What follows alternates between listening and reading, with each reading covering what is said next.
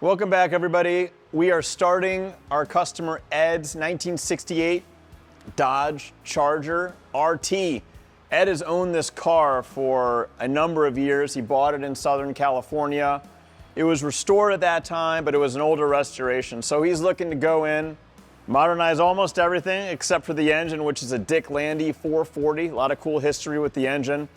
It's going to be on a Roadster Shop chassis that channels through the body, gives it a nice low profile.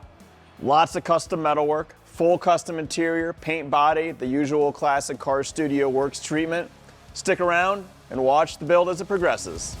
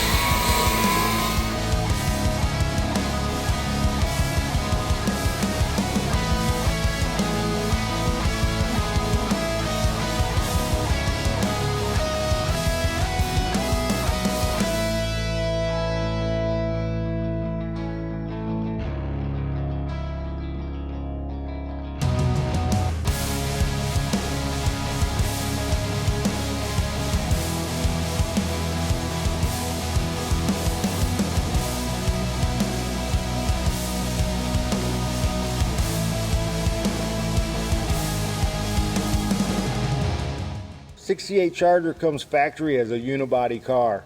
We're going to put a full frame under it from the Roadster Shop chassis. Putting a full frame under it's going to make it a lot stronger, a lot lower, and a lot cooler. But to do that, we're going to actually cut the whole center section of the car out and weld it back onto the chassis. So the body and the chassis will become one. Now, once again, we're back to a unibody, but it's a unibody with a full frame. But like I said, we're cutting all the floors out, so now we're going to make all new sheet metal floors. We're going to get it all fancy with the bead rollers and everything, and make it all cool like we do on all our hot rods. One piece at a time. Some of the pieces are big, some are small, but eventually we'll have the full floor front to rear, and then we'll have to do a transmission tunnel and a drive shaft hoop too.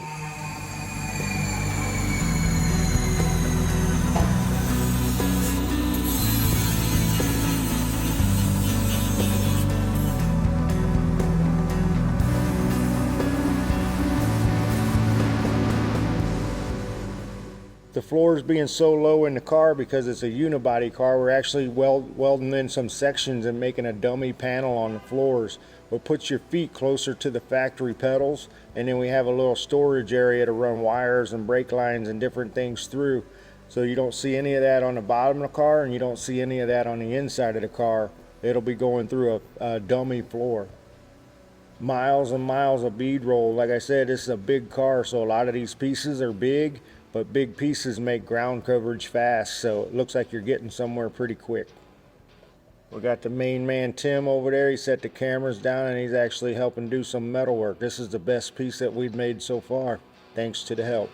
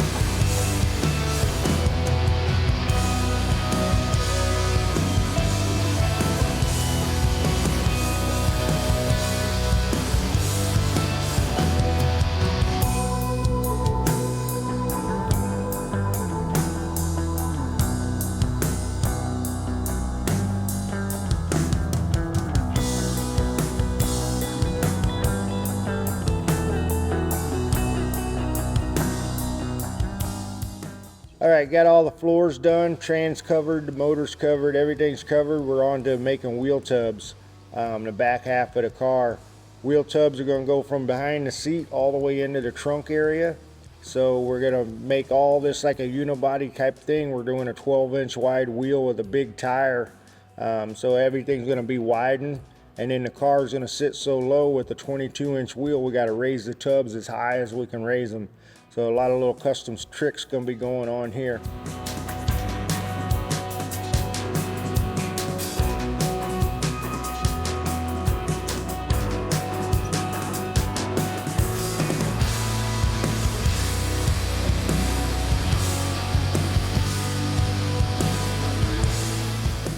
Floor pans on the Charger turned out so cool, the bosses decided let's make a belly pan. So we're going to do a mirror image of the inside floor pans once again, and they'll actually be welded to the bottom of the car.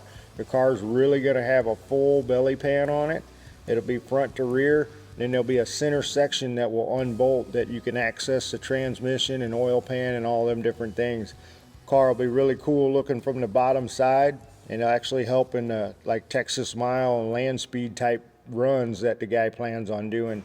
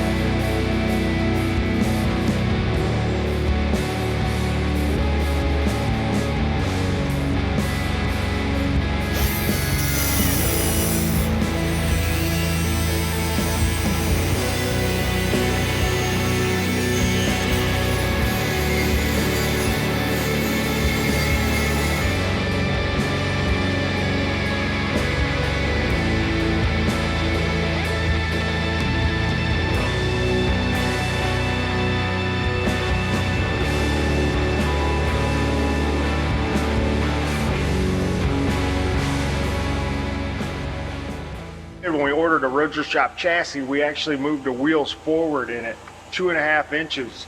So what that does is makes the wheel more center in the fender. If you look at a stock Mopar, this nose section's really long, and this section's not as long. By moving the wheels forward, when I hold this up here, you can see where this used to fit. You see the wheels are not in the center. Now when I move it to where the wheels will be in the center, you can see that gap that we filled up. We made the rear of the fender bigger instead of the front of the fender bigger, which takes the already heavy nose and lightens it up. We call this putting a little bit of a nose job on the Mopar. Major modification, but once it's all done, it'll look so normal. It'll be just a slight modification. Most of the people won't even notice we did it, but a guy that has a Mopar, he'll be trying to wonder why your car look a little bit different than my car. And these are the little things that make that happen.